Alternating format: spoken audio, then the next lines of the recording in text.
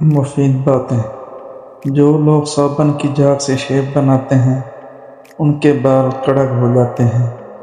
پانی پینے کے بعد لمبی لمبی سانس لینے سے ڈھیلی چھاتیاں ٹائٹ ہو جاتی ہیں۔ بیچ والی انگلی کو کان میں ڈال کر ہلانے سے گلے کی خراش ٹھیک ہو جاتی ہے۔ بھنڈی اور بند گوبھی کا استعمال بانجھ پن میں فائدہ مند ہے۔ بطخ کے انڈوں کو ابال کر کھانے سے چھوٹی چھاتیوں کا سائز بڑھ جاتا ہے۔ لوہے کے دروازوں پر آئل پینٹ کر دینے سے دروازے زنگ لگنے سے محفوظ رہتے ہیں۔ شرمگاہ کو چنبیلی کے عرق سے دھونے سے شرمگاہ کی خارش ٹھیک ہو جاتی ہے۔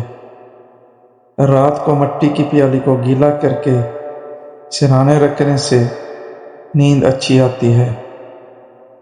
تلی ہوئی اشیاء کے استعمال سے اگر بد ہضمی ہو جائے تو اجوائن کھا لینے سے بد ہضمی دور ہو جائے گی۔ کھانا کھانے کے دوران پاؤں کے بل مت بیٹھیں، اس سے دماغ کمزور ہو جائے گا۔ محنت مزدوری کرنے والے بندے کو شکر کھنڈی لازمی استعمال کرنی چاہیے، مگر شکر کھنڈی کے بعد پانی یا کوئی بھی مشروب نہیں پینا چاہیے۔ خالی پیٹ سونا عمر میں کمی لاتا ہے۔ صبح کے وقت سبز گھاس پر بیٹھ کر لمبی لمبی سانس لینے سے دل کی بیماریاں دور ہو جاتی ہیں۔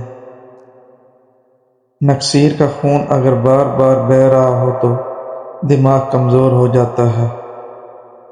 صابن کی جھاگ میں ہیمو کے قطرے ملا کر چہرے پر آہستہ آہستہ ملنے سے چہرہ گورا ہو جاتا ہے۔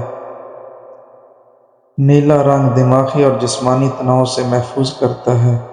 یہ پھیپھڑوں سے خون آنے کو روکتا ہے، سینے کی تکلیف کو آرام پہنچاتا ہے۔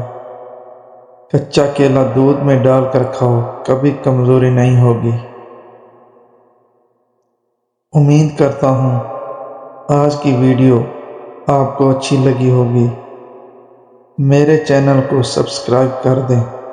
اللہ حافظ۔